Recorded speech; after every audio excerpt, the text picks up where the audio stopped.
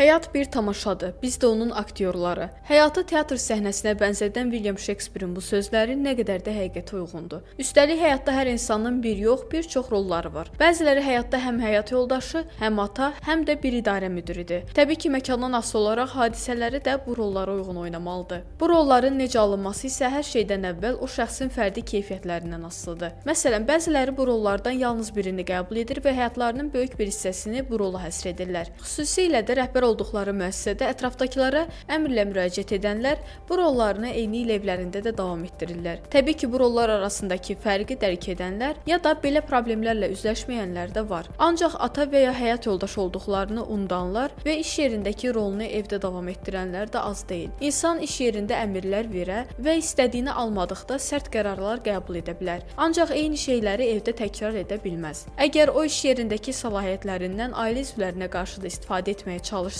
digər tərəfdən onun uşaqları, xüsusilə də həyat yoldaşı ilə bu cür rəsmi rəftar etməyə haqqı yoxdur. Ailədə başçı olmağı bacaran şəxs ailə həyatında arzu etdiyi tarazlığı qorumağı da bacarmalıdır. Buna görə də həyat yoldaşı ilə münasibətlərini sevgi və hörmət üzərində qurmalıdır. Əks halda ailə üzvlərinin ona qarşı hörməti azalar və ailədə süni münasibətlər hökm sürməyə başlayar. Təbii ki, bu cür münasibətlər tərəflərin heç birini qane edə bilməz. Nəticədə sevgi və hörmətin yerini qorxu alır. Buna görə də iş yerinizi tərk etdiyiniz andan evdəki rolunuzu mənimsəməyə başlayın. Əsl müvəffəqiyyəti evdəki rolunuzla əldə edəcəyinizi unutmayın. Əgər işinizdən irəli gələn yorğunluqdan və ya iş yerinizdə baş verən problemlərdən yaxa qurtarmaq istəyirsinizsə, özünüzü çox əziyyətə salmayın. Sadəcə olaraq rolunuzu dəyişin. Onda nə qədər rahat olduğunuzu görəcəksiniz.